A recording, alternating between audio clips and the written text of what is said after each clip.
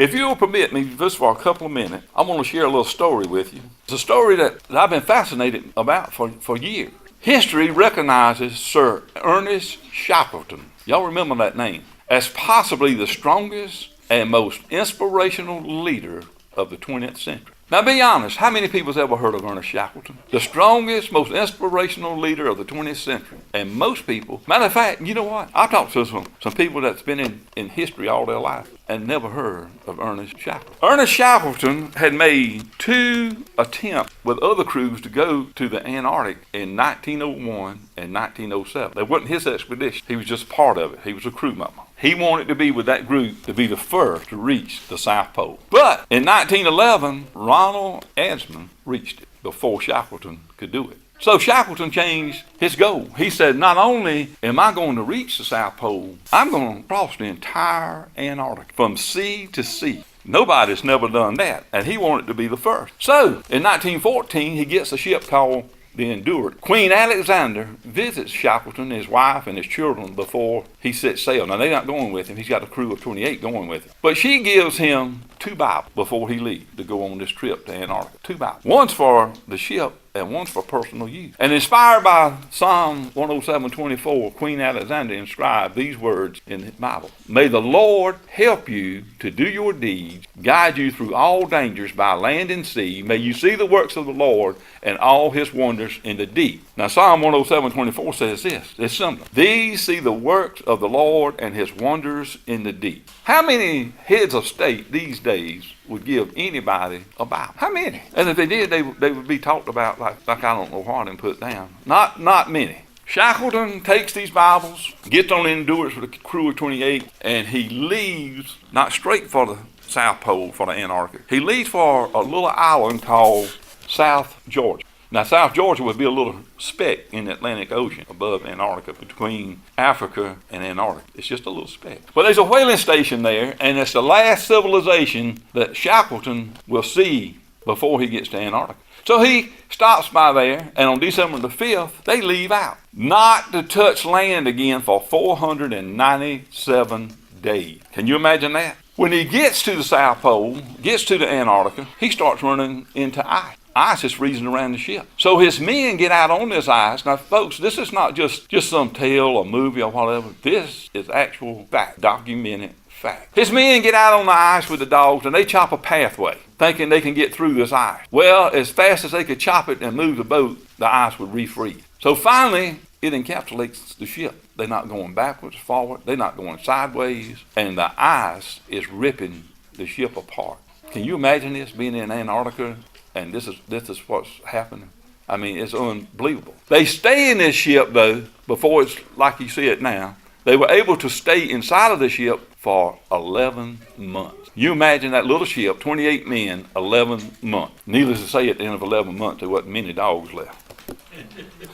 End of 11 months, Shackleton gives the order, we got to abandon ship, get the 3 little small lifeboats we got, and get out of here. It's ripping it apart. The sea is swallowing up our ship. Now, you're talking about people living in the cold and the wind and sub-zero temperatures. So Shackleton and his men move on to the ice. For 5 months. In the ship, 11 months. Now we out on this ice 5 months. Then guess what happens? This ice is actually, they find out, is a gigantic iceberg, and the entire thing is moving north. Moves north, it starts breaking up. So this is what they end up on. Now they take the little lifeboats and crowd into them at the order of Shackleton, and 7 days later they end up on an island called Elephant Island. Now the reason it's called Elephant Island is this. It's elephant seals on the island, just a few, and penguins and rock and ice. There's no vegetation. No fish. Nobody's coming to get you because there's nothing there that anybody wants. By now, the men are about to go insane. They really are. I mean, they've been pinned down all these months in the ice. Some of them even talk about mutiny. Shackleton has brought us to die. But folks, let me tell you something about mutiny. We're not in charge of the ship. And we're not in charge of this ship. We're just a crew member. We're just a crew member. We can only do our part. But let me tell you about this. Shackleton, they built this little hut out of 2 of the boats that they live in. Shackleton takes the 3rd boat and he says, I'm going to put this boat in the sea. Some of the waves are 60 foot tall. 60 foot. It's freezing cold. And I'm going to hope and pray that I hit South Georgia Island, that little speck in the Atlantic Ocean. Well, guess what? 16 days later, Shackleton arrives on the south end of South Georgia Island. Prayer answered. Almost. Him and the 5 men he took with him, when they arrived, 2 of them's deathly sick. So Shackleton tells one of them, I'm going to leave you here to take care of the other 2. And now between us and the whaling town at the north end is a mountain range. Yes, and these are not mountain climbers. These are seamen. So he takes two of the men and they go climbing these mountains. Well, at one point, they go up 900-foot slope and find out they can't go that way, have to come back down. They end up climbing 4,500 feet. At one point, 2 of the men squat down and go to sleep. And Shackleton wakes them up and tells them, you will die if you sleep. They slide down long slopes over a mile long because they can't walk down.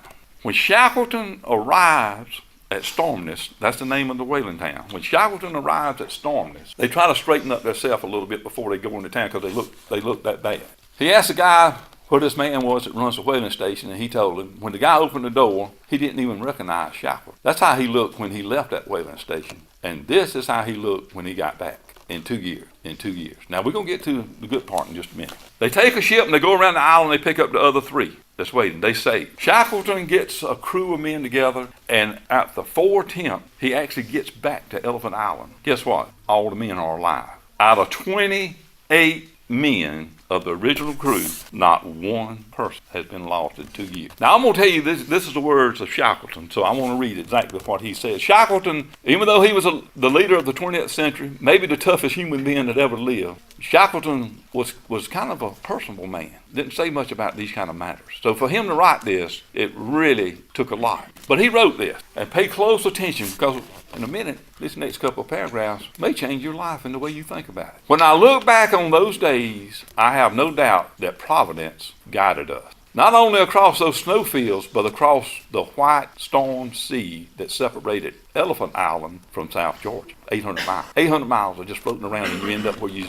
supposed to be. I know that during that long, racking march of 36 hours over those unnamed mountains, matter of fact, they were the first men to ever cross those mountains, and not even mountain climbers, and glaciers at South Georgia, it seemed to me often not 3, but 4. Did y'all understand that? We were not 3, but 4. Now, listen to this. I said nothing to my companions at that point about this at all. But afterwards, Worsley said to me, Boss, I had a curious feeling on the march that there was another person with us. Crean confessed the exact same thing. All 3 men. Shackleton says, and he writes in English lingo, but one feels the dearth of human words, the roughness of mortal speech in trying to describe the things intangible. But for a record of our journey would be incomplete without a reference to a subject very near to our heart. In March 17th, and this just really,